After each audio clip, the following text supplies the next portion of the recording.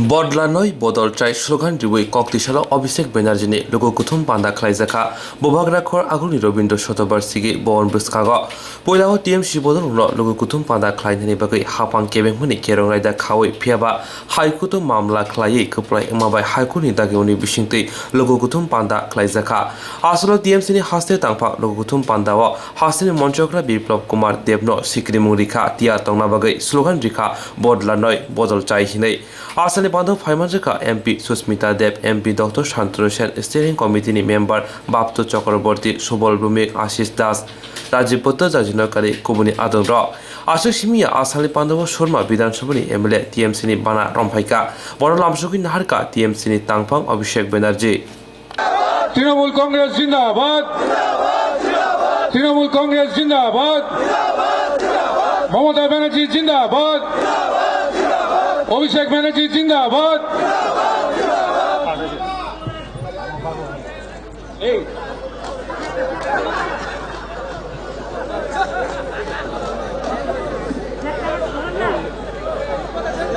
আচ্ছা আমি ঠিক একই জায়গায় সভা করেছিলাম তখন মানিক বাবুদের সরকার ছিল সিপিএম এর বিরুদ্ধে তখন আমাদের লড়াই শুরু হয়েছিল তারপরে যাই হোক যিনি দায়িত্বে ছিলেন তিনি হয়তো সেভাবে কাজ করতে পারেননি বলে বা সে আগ্রহ প্রকাশ করতে পারেননি বলে এবং এটা আমাদেরই ব্যর্থতা ছিল আমরাও সেভাবে ধরিনি নইলে 2018তে বিজেপি সরকার আসতো না আজকে ত্রিপুরার মানুষ বুঝতে পেরেছে যে 2018 পরিবর্তনের নামে যাদেরকে ভোট দিয়ে আপনারা নির্বাচিত করে এনেছিলেন এক বুক স্বপ্ন আশা আকাঙ্ক্ষা নিয়ে বিজেপিকে ভোট দিয়ে পরিবর্তন করে আনা আর খাল কেটে কুমির আনা এক আমি এখানে সভা করেছিলাম 2016 সালে আমার তারিখটাও মনে আছে 23 সেপ্টেম্বর আর আজকে 5 বছর পর একই জায়গায় আমি সভা করছি সেখানে হয়তো এত বিধি নিষেধ এত নির্দেশিকা হাইকোর্টের গাইডলাইন ছিল না বা প্রশাসনের তরফ থেকে এত রেজিস্ট্যান্স ছিল না এত বাধার সম্মুখীন আমাদের হতে হয়নি সামনে প্রায় 5000-6000 লোক ছিল সবাই বক্তব্য শুনেছে আজকে হয়তো সবাই সামনে 500 লোক কেননা হাইকোর্টের নির্দেশ অনুযায়ী হাইকোর্টের গাইডলাইনকে মান্যতা দিয়ে 500 লোক আমাদের সবাই এসছে হয়তো অনেক দূর দূরান্ত থেকে মানুষ আমাদের সভা শুনছে বাড়িতে বসে শুনছে কিছুটা দূরে পুলিশ আটকে দিয়েছে তারা সেখান থেকে শুনছে কিন্তু তখনকার সভা আর আজকের সভার মধ্যে পার্থক্য কি সেদিন যখন বক্তব্য রেখেছিলাম সামনে 5000 লোক ছিল তাদের ভালোবাসা পেয়েছিলাম তাদের কৃতজ্ঞতা ঋণে আবদ্ধ হয়েছিলাম তাদের সহযোগিতা পেয়েছিলাম আশীর্বাদ পেয়েছিলাম আজকে সভা মঞ্চের সামনে 500 লোক কিন্তু ত্রিপুরার 20 লক্ষ মানুষ আজকের এই সভা দেখছে তাদের আশীর্বাদে আজকে আমরা আবদ্ধ হয়েছি 500 মানুষ হয়তো সশরীরে এই সভাস্থলে উপস্থিত হয়েছে কিন্তু বাকি যে যেখানে রয়েছে আজকে রোববার দুপুর ছুটির দিনে বিপ্লব বাবুর ছুটি হয়ে গেছে আর তৃণমূলকে আটকাতে এত এদের যে ছলে বলে কৌশলে যে করে হোক তৃণমূল কংগ্রেসকে ত্রিপুরার মাটিতে ঢুকতে দেওয়া হবে না আর বিশেষ করে অভিষেক ব্যানার্জিকে সভা করতে দেবো না এত ভয় কেন আরে আপনার বয়স তো আমার থেকে 20 বছর বেশি আমার তো 33 বছর বয়স 34 হয়নি ভালোবাসাকে পাথেয় করে ঢুকবো মমতা ব্যানার্জির ছবি মাথার উপর রেখে ঢুকবো জোড়া ফুলের পতাকা বুকে এবং কাঁধে নিয়ে ঢুকবো আর এই ত্রিপুরায় 2023 সালের ফেব্রুয়ারি মাসে মমতা বন্দ্যোপাধ্যায়ের নেতৃত্বে জোড়া ফুলের সরকার প্রতিষ্ঠা করে ছাড়বো তোমার ক্ষমতা থাকলে তুমি আটকে দেখিও ভাবছে একটু ধমকাবো চমকাবো তৃণমূল বাড়িতে বসে যাবে তৃণমূল বসার পার্টি নয় কালকে কোর্টে জিতেছি আর 23-এ ভোটে জিতবো কোর্ট দিয়ে শুরু হলো আর ভোট দিয়ে শেষ হবে যে যেখানে শুনছেন ভয় পাবেন না একমাত্র মমতা বন্দ্যোপাধ্যায় পারে এদেরকে শিক্ষা দিতে এই যে কোভিড চলছে কোভিডের ভ্যাকসিন বেরিয়েছে কোভিড তো ভাইরাস কোভিডের ভ্যাকসিনের নাম কি কোভিডশিল্ড আপনারা ভ্যাকসিন নিয়েছেন সবাই নিয়েছেন? হাত তুলুন তো কারা নিয়েছেন। ফার্স্ট ডোজ কারা নিয়েছে? নিয়েছেন। Second dose? কোভিডশিল্ড তো ভ্যাকসিনের নাম, কোভ্যাক্সিন, কোভিডশিল্ড। আর রোগটার নাম কি? ভাইরাসটার নাম কি? Corona virus. এই করোনা ভাইরাসের থেকে বিপজ্জনক ভাইরাস হচ্ছে বিজেপি ভাইরাস। আর একটাই ভ্যাকসিন, এর কোনো ইলাজ নেই, এর কোনো ওষুধ নেই। একটাই ওষুধ, ভ্যাকসিনটার নাম মমতা ব্যানার্জি। একটা ভ্যাকসিন, ডবল ডোজ দিতে হবে।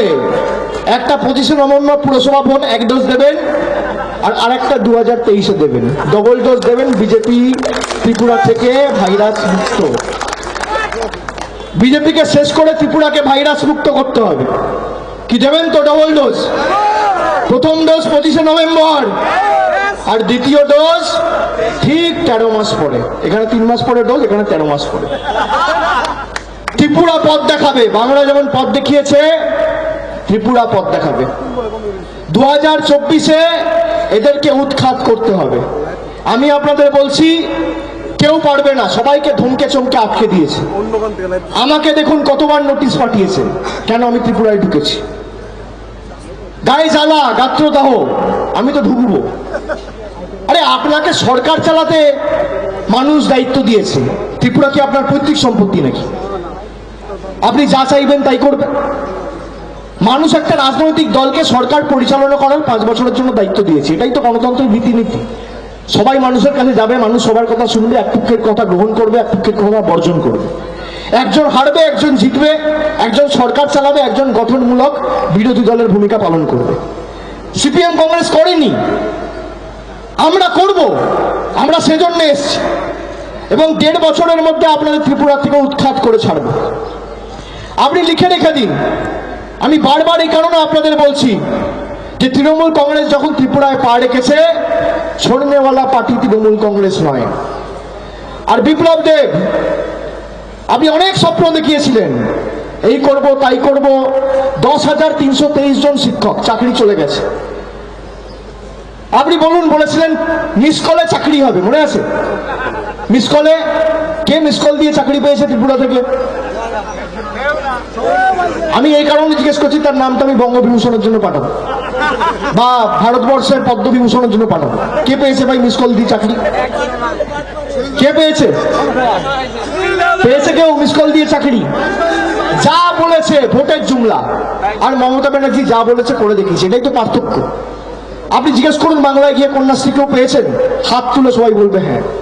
নরেন্দ্র মোদীর 15 লাখ কেউ পায়নি, মমতা ব্যানার্জির কন্যাশ্রী 25,000 টাকা লোকের ব্যাংক অ্যাকাউন্টে ঢুকে গেছে। এটাই তো পার্থক্য। যা বলেছি করে দেখিয়েছি, এক কথার লোক। আমি সে কারণে আপনাদের বলছি যে পরিবেশ পাল্টাতে হবে। যারা ত্রিপুরার মানুষকে ফর গ্রান্টেড নিয়েছে যে আমি যা ইচ্ছা তাই করব, ইচ্ছা করে যা ইচ্ছা, যেরকম ইচ্ছা নিজের খুশি মতো আমি রাজ্য চালাবো, আর ভোটের সময় ভোট লুট করে আমি ক্ষমতায় বহাল থাকবো, এই কালচার বন্ধ করতে হবে। এবং স্বাধীনতা সংগ্রামের সময় আমরা যে মানসিকতা নিয়ে লড়াই করেছি, নবজাগরণের সময় যে মানসিকতা নিয়ে লড়াই করেছি, একই মানসিকতা নিয়ে আমাদের লড়াই করতে হবে। যে জীবন গেলে যাবে, এই মাটির জন্য যাবে, জয় ত্রিপুরা বলতে বলতে যাবে, কিন্তু ভারতীয় জনতা পার্টিকে 1 ইঞ্চি জমি আমরা আগামী নির্বাচনে ছাড়বো না। তোমার যত প্রহার করার তুমি করো, তোমার যত মারার তুমি মারো। আমি সেই কারণে আপনাদের বলছি, আপনি দেখুন ত্রিপুরা আতিথেয়তার জন্য পরিচিত। আজকে সেখানে মানুষ ঢুকতে পারছে না, আসতে পারছে না। আমাকে একজন আজকে সকালে ফোন করে বলছে যে আমি আমার গাড়ি নিয়ে 4 দিন আসামে ছিলাম, আসাম থেকে আমি আসছি ত্রিপুরেশ্বরী মন্দিরের মায়ের দর্শন করে আশীর্বাদ নেবো বলে, বাংলার গাড়ি বলে আমাকে রাজ্য দিচ্ছে না। আমার বউ যাচ্ছি, আপনাদের শুনে রাখুন। আমাকে সকলে বলেছে, ত্রিপুরা থেকে এত ফোন পেয়েছি আমি। আমায় কি বলছে জানেন? ওটা সব ঠিক আছে, আপনারা ছেড়ে পালাবেন না তো। আমি আপনাদের বলছি, আজকে সর্দার বল্লভভাই প্যাটেলের জন্ম জয়ন্তীতে আপনাদের কথা দিয়ে যাচ্ছি, শরীরের শেষ রক্তবিন্দু পর্যন্ত ত্রিপুরার মানুষের জন্য লড়াই করবো, 1 ছটাক জমি। আপনারা নিশ্চিত থাকুন, 1 ছটাক জমি ভারতীয় জনতা পার্টি আর বিপ্লব দেবকে আমরা ছাড়বো না। আপনার যা ক্ষমতা আছে আপনি প্রশাসন, পুলিশ, এজেন্সি যা পারুন করুন। কালকে তো সভা আটকানোর চেষ্টা করেছেন, সকালবেলা কুণাল ঘোষকে ডেকে পাঠিয়েছে, এফআইআর এর কপি দেখাতে পারছেন। বলছে আপনার বিরুদ্ধে উস্কানিমূলক মন্তব্য নিয়ে কমপ্লেন হয়েছে, তাই এফআইআর এর কপি দেখাতে পারছেন না কেন? ডেকে পাঠিয়েছে, আমি খোয়াইয়ে গেছি আমাদের কর্মীদের ছাড়াতে, আমার বিরুদ্ধে মামলা করেছে, আমার বিরুদ্ধে কেস করেছে। এত ভয়, কি ভাবছে দুটো নোটিশ পাঠালে তৃণমূল পিছিয়ে যাবে? আরে এটা ভারতের জাতীয় কংগ্রেস না, সিপিএম না, দলটার নাম তৃণমূল, ঘাসফুলের দল। যত কাটবেন তত বাড়বে। আপনি যত প্রহার করবেন, যত আঘাত করবেন, লোহা জানেন তো, বিশুদ্ধ লোহা, তাকে যত তাঁতাবেন, যত পোড়াবেন, সে লোহা তত শক্তিশালী হয়। তৃণমূল দলটাও সেই বিশুদ্ধ লোহার মতো। আপনি যত আঘাত করবেন, আমাদের কর্মীদের প্রতিবাদের ভাষা তত তীব্রতর হবে। আপনার ক্ষমতা থাকলে আপনি করে দেখুন। কালকে প্রশাসন এসে হঠাৎ করে বলল পারমিশন দেওয়া সভা, বলছে উপর থেকে চাপ আছে, আমরা করতে পারবো না। উপর থেকে চাপ মানে কে? উপরটা কে? উপরটা কে? ত্রিপুরায় মিটিং হবে কি না মিটিং হবে, দিল্লি রিমোট কন্ট্রোল ঠিক করবে। ত্রিপুরার মানুষের দুয়ারে রাস্তা হবে না মানুষ কি পরিষেবা পাবে, দিল্লি রিমোট কন্ট্রোল ঠিক করবে। আপনারা বলুন, আপনারা এমন সরকার চান যে আপনার জীবনের উন্নয়নের পরিচালনা দিল্লির রিমোট কন্ট্রোল দিয়ে হোক, না ত্রিপুরার ভূমিপুত্র করুক? কি চান? আপনার বাড়ির সামনে একটা রাস্তা হবে, না নিকাশি ব্যবস্থায় উন্নতিকরণ হবে, না স্কুল হবে এলাকায়, না কলেজ হবে, না হাসপাতাল হবে, না বেডের সংখ্যা বাড়বে? দিল্লি রিমোট কন্ট্রোল ঠিক করবে। আর এখানে রিমোট কন্ট্রোলের ব্যাটারি হিসেবে বসে রয়েছেন কে? Biplab Deb. Yes sir, no sir, জি হুজুর, এসব চলবে না। ত্রিপুরা আগামী দিন দিল্লি পরিচালনা করবে, দিল্লি ত্রিপুরা পরিচালনা করবে না। আজকে কথা দিয়ে যেতে চাই। আমরা বাংলায় একই কথা বলেছিলাম, ল্যাজে গোবরে করে ফেরত পাঠিয়েছি, এখানেও পাঠাবো। যত দিল্লির নেতাদের ডাকাত ডেকে নাও। এই তো পা রাখলাম, সবে শুরু করলাম, খুঁটি পুজো আজকে করলাম, তাই তো খুঁটি পুজো, আর 23-এ বিসর্জনটা হবে। সময় শুরু হয়ে গেছে, কেউ বাঁচাবে না। এক্সপায়ারি ডেট ফেব্রুয়ারি 2023, 1.5 বছরের 14 মাসের এক্সপায়ারি। যা করার আপনি করুন। আপনার যা জেদ, শুনে রাখুন, আপনি আমাকে চেনেন না, আপনার 10 গুণ জেদ আমার। আপনার যা জেদ তার 10 গুণ জেদ আমার। আপনার জেদ কি? যে গায়ের জোরে, জোর জবরদস্তি মানুষের গণতান্ত্রিক অধিকার লুণ্ঠিত করে, হরণ করে, ত্রিপুরায় জঙ্গলরাজের সরকার কায়েম করে দুয়ারে গুন্ডার সরকার চালাবো আর দিল্লির তল্পিবাহকতা করবো। আর আমার জেদ কি? ত্রিপুরার মানুষের স্বাধীনতা ফিরিয়ে দিয়ে ত্রিপুরায় দুয়ারে গুন্ডা না, দুয়ারে সরকারের সরকার আগামী দিন প্রতিষ্ঠা হবে। কে জিতবে কে হারবে মানুষ প্রমাণ করবে। মমতা বন্দ্যোপাধ্যায় যদি বাংলায় করতে পারে তাহলে ত্রিপুরায় হবে না কেন? আপনি বলুন, বাংলায় যদি কন্যাশ্রী হয় তাহলে ত্রিপুরায় হবে না কেন? বাংলায় যদি বিনামূল্যে রেশন হয় ত্রিপুরায় দুয়ারে রেশন হবে না কেন? বাংলায় যদি ন্যূনতম মাসিক আয় করে লক্ষ্মীর ভান্ডার করে প্রত্যেক পরিবারকে মাসে 500 আর 1000 টাকা করে মমতা ব্যানার্জির সরকার প্রত্যেক মহিলাকে দিতে পারে, তাহলে ত্রিপুরায় হবে না কেন? ত্রিপুরার নারীরা কি দোষ করলো? মাথার উপর বিপ্লব দেব রয়েছে বলে। আমি আপনাদের কথা দিয়ে যাচ্ছি, যা আমরা বাংলায় করেছি প্রত্যেকটা উন্নয়নমূলক কর্মসূচি 2023-এ তৃণমূল কংগ্রেসের সরকার প্রতিষ্ঠা হবে ফেব্রুয়ারি মাসে, মে মাসের মধ্যে 3 মাসে করে দেখাবো। দুয়ারে গুন্ডা এখানে বন্ধ হয়ে দুয়ারে সরকারের মডেল 2023-এ প্রতিষ্ঠিত হবে। অনেকে পুলিশ প্রশাসনকে দোষ দেয়, আমি বলবো এদের দোষ দেবেন না, এদেরও একটা দায়বদ্ধতা রয়েছে। এরা চাকরি করে, জোর জবরদস্তি গায়ের জোরে এদেরকে বুলডোজ করে এই কাজগুলো করানো হয়। তাহলে বিজেপি আর আমাদের মধ্যে কোনো পার্থক্য নেই। আমি প্রশাসনকে দোষ দিচ্ছি না, আমি বুঝতে পারছি আপনাদের উপর চাপ রয়েছে, কিন্তু আমি আপনাদের অনুরোধ করব যে আপনারা দয়া করে যখন যা করবেন খালি এইটুকু জিনিস মাথায় রাখবেন যে আপনারা কাঁধে অশোক স্তম্ভ পড়ে আছেন, পদ্ম ফুলের চিহ্ন নয়। এইটুকু মাথায় রাখলেই হবে। আর আমি আপনাদের বলছি, রিপোর্ট রয়েছে আজকে সভা হলে 10,000 লোক হবে। কেন? তৃণমূলের তো ক্ষমতাই নেই ত্রিপুরায়, 10,000 লোক আসবে কোথেকে? তলায় তলায় নিঃশব্দ বিপ্লব শুরু হয়ে গেছে। মানুষ ঠিক করে নিয়েছে, আর বিপ্লব দেব এখন বিগ ফ্লপ দেবে পরিণত হয়েছে। বিগ ফ্লপ দেব বলেছিল বিপ্লব আসবে, মানুষ বিপ্লবের উপর ভরসা করেছিল। এখন কি দেখছে? বিপ্লবকে নিয়েছে, বিগ ফ্লপকে নিয়ে এসছে। এর নাম বিপ্লব দেব না, বিগ ফ্লপ দেব। আর আপনার নাম করে আপনাকে বলে যাচ্ছি, আপনার ক্ষমতা থাকলে আমার বিরুদ্ধে মামলা করবেন, আমি আসবো। আপনি তো কোর্টকেও ছাড়ছেন না।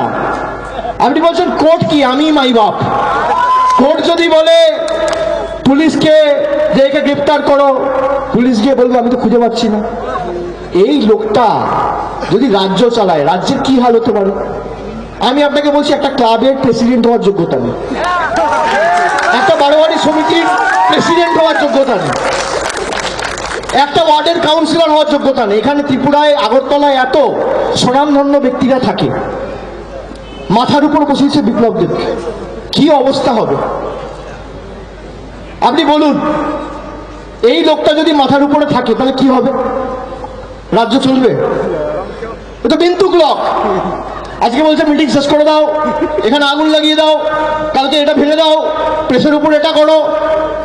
প্রশাসনকে দোষ দিয়ে তো লাভ নেই, মাথার উপর তো বসে আছে, যে তার তো মাথা ঠিক নেই, যা চাইছে তাই করছে। করবো আমি, চাইবো যা চাই, জগৎটাকে আমি না চাই, তা আমি তো করতে দেবো না। আজকে লড়াই শুরু হলো, 2 তারিখ ঢুকেছিলাম তখনই শুরু করেছিলাম, ইতিমধ্যে স্টিয়ারিং কমিটি হয়েছে। আর আজকে তৃণমূলের শক্তি কি সেটা তো বিপ্লববাবু ভালো করে দেখলেন। যা করেছে সিপিএম, যা করেছে, একই রাস্তায় তৃণমূল কংগ্রেস হাঁটবে না। তাহলে তো ত্রিপুরায় আসল পরিবর্তন আসবে না, সঠিক পরিবর্তন হবে না। তাহলে সিপিএম, বিজেপি আর তৃণমূলের মধ্যে পার্থক্য কি? আগে ছিল সিপিএম এর হারমাদ, আর এখন একটা বসে আছে বিজেপির উন্মাদ। আর এদেরকে 2023-এ তৃণমূল করবে বরবাদ। এই দুটোকেই, এদের আর আমাদের মধ্যে তো কোনো পার্থক্য থাকবে না। আমি আপনাদের বলছি মাথা ঠান্ডা করে, এরা মারুক না, এরা কত মারবে? মারবে যত, ঝরবে তত, ফুটবে তত ফুল, রক্ত দিয়ে লিখে যাব আমরা তৃণমূল। তুমি মারবে কত? তুমি মেরে মেরে তোমার ডান্ডা ভেঙে যাবে, তুমি হাঁপিয়ে যাবে, তাও মাথা নত করবো না, সিদ্ধারা বিক্রি করবো না, আত্মসমর্পণ করবো না। দেখা যাক না কার কত জেদ। আজকে তো ত্রিপুরা এলাম, কালকে আমাকে যখন বললো যে আমাদের সভা মঞ্চের পারমিশন, সভাস্থল পুলিশ বলছে চেঞ্জ করতে হবে, পারমিশন ক্যান্সেল করে দিয়েছে। আমি বললাম সভা এখানেই হবে। তৃণমূল কংগ্রেসের সৌজন্যতা তৃণমূল কংগ্রেসের দুর্বলতা নয়। আমি 15ই সেপ্টেম্বর আসতে চেয়েছিলাম, আমাকে পারমিশন দেয়নি। পরের দিন একটা অন্য রাজনৈতিক দলকে দিয়ে পারমিশন অ্যাপ্লাই করিয়ে বিজেপিকে দিয়েছিল পারমিশন, বিজেপি র্যালি করেছে, তৃণমূল কংগ্রেসকে পারমিশন দেওয়া হয়নি। আপনারা সাক্ষী রয়েছে। আমরা মান্যতা দিয়েছি, আমরা কোনো ঝগড়া করিনি। আমি বলেছি পরের দিন দেওয়া হোক, দেয়নি। 23 তারিখ অ্যাপ্লাই করেছি, 22 তারিখ 144 ধারা জারি করে দিয়েছে যাতে আমি না ঢুকতে পারি। আমি কি বলেছিলাম যে 144 ধারা যেদিনকে তুলবে তার পরের দিন যাব। 144 ধারা তুলেছে, আমি অ্যাপ্লিকেশন দিতে বলেছি। 24 তারিখ অ্যাপ্লিকেশন পড়েছে, 30 তারিখ মিটিং হবে। আমাদের পারমিশন দিয়েছে 28 তারিখ চিঠি দিয়ে, নিয়ে 30 তারিখ সকালে চিঠি দিয়ে বলছে যে পারমিশন ক্যান্সেল করা হচ্ছে, আপনারা সভাস্থল পরিবর্তন করুন। আমি বলেছি করব না, এখানেই সভা হবে। আপনার যদি ক্ষমতা থাকে আপনি আটকে দেখান। আমরা হাইকোর্টে গেছি, আমরা হাইকোর্টের হস্তক্ষেপ দাবি করেছি। বিচার ব্যবস্থার উপর আমাদের চূড়ান্ত আস্থা রয়েছে। হাইকোর্ট ডান গাল আর বাঁ গাল, দুটো গালে দুটো কষিয়ে থাপ্পড় মেরে বলেছে সভা এখানেই হবে। এত বাড়াভাতে ছাই দিয়েছে। আপনি কি ভাবছেন সিপিএম কংগ্রেস যে আপনি একটা পারমিশন ক্যান্সেল করে দেবেন আর বাড়িতে বসে আঙুল চুষবে? আরে দলটার নাম তৃণমূল, আপনি করুন না। আপনি করতে করতে হাঁপিয়ে যাবেন। আমি আপনাকে প্রথমেই সেজন্য বললাম, আপনার যা জেদ আমার আপনার থেকে 10 গুণ বেশি জেদ। আপনি করুন, আমি আগামী মাসে আরো 2বার থেকে 3বার আসবো, আমি কথা দিয়ে যাচ্ছি। এই অক্টোবর মাস তো আজকে শেষ হলো, নভেম্বর রয়েছে, আরো 2 থেকে 3বার আসবো। আর আপনি যে বলেছেন না বিবেকানন্দ ময়দানে মিটিং করতে হবে, বিপ্লব বাবু আপনার সে মনস্কামনা আমি ডিসেম্বর মাসে পূর্ণ করবো। মমতা ব্যানার্জি আসবে, বিবেকানন্দ ময়দানে মিটিং হবে। আপনার সেই ইচ্ছা মনস্কামনা আমি পূর্ণ করব, আপনি তৈরি থাকুন। আমি প্রথম দিন 2 আগস্ট এখানে এসেছিলাম, আমি বলেছিলাম কি যে আপনার সরকার আমি ভাঙতে চাই না। আপনি শুনে রাখুন, আপনার ডান দিকে বাঁ দিকে যারা ঘোরে না, সেক্রেটারি থেকে এমএলএ সকলে আমার সাথে যোগাযোগে আছে। আমরা মানুষের গণতান্ত্রিক অধিকারকে মান্যতা দিই, আমরা সরকার ভাঙবো না, আপনাদের উপরে ফেলবো 2023-এ। সরকার ভাঙার রাজনীতি বিজেপির মতো তৃণমূল কংগ্রেস করে না। আজকে যদি বলি 15 জন কালকে বোতাম টিপলে চলে আসবে, কিন্তু আমরা সেটা করতে দেবো না। আমরা মানুষের ম্যান্ডেটকে সম্মান দিই। 2023-এ আপনাদের গোহারা হারাবো। এবং আমি আপনাদের কথা দিচ্ছি, এই যারা ভাঙচুর করছে, দুয়ারে গুন্ডা, আপনার পায়ে হাত দিয়ে মাথা নিচু করে এদের যদি দুয়ারে সরকারের ফর্ম ফিল আপ না করাতে পারি, আমি এক বাপের বেটা অভিষেক ব্যানার্জি। এই যে সিপিএম এর হারমাত দল পাল্টে গুন্ডাগিরি করে বিজেপির ছত্রছায়ায় এসে মানুষের উপর অত্যাচার আক্রমণ করছে, আপনি দেখবেন এরা দল পরিবর্তন করবে, আবার তৃণমূলে আসবে, আমরা নেবো, আমি আপনাদের কথা দিচ্ছি। কিন্তু আপনার পায়ে ধরে 5 বছর সেবা করাবো, যদি না করাতে পারি রাজনীতির আঙিনায় পা রাখবো। যারা ভাবছে না বাইক নিয়ে যাব, চমকে ধমকে চলে আসবো, আপনার বাড়িতে যাবে, বাংলায় যেভাবে হচ্ছে আপনার পায়ে ধরে বলবে কাকা মাসি পিসি এসো দুয়ারে সরকার, তোমার বিধবা ভাতার ফর্মটা ফিল আপ করে দিয়ে তোমার বাইকে করে নিয়ে যায়। একই জিনিস করাবো এদেরকে দিয়ে, আমার জেদ 10 গুণ। বিপ্লব বাবু পারলে আটকে দেখাবেন, লোকে কিভাবে যে দল পরিবর্তন হবে, সরকার পরিবর্তন হবে। সিপিএম ছিল একই গুন্ডাগিরি চলতো, বিজেপি এসছে একই গুন্ডাগিরি চলছে, তৃণমূল আসবে একই গুন্ডাগিরি চলবে। আমি আপনাদের আশ্বস্ত করে দিয়ে যাচ্ছি, পরের দিন আপনাদের মুখ দেখাবো না যদি না করতে পারি। আর আমি এক কথার ছেলে, যা বলি তা করি, যেটা পারবো না আপনার সামনে হাত জোড় করে বলে দেবো করবো না, পারবো না, আমার দ্বারা হবে না। যখন আমি আপনাদের বলেছি যারা পাপ আজকে করছে 5 বছর এদেরকে দিয়ে প্রায়শ্চিত্ত করাবো আপনাদের জন্য, উন্নয়নমূলক কাজে কর্মসূচিতে এরা আপনার পায়ে ধরে দুয়ারে সরকারকে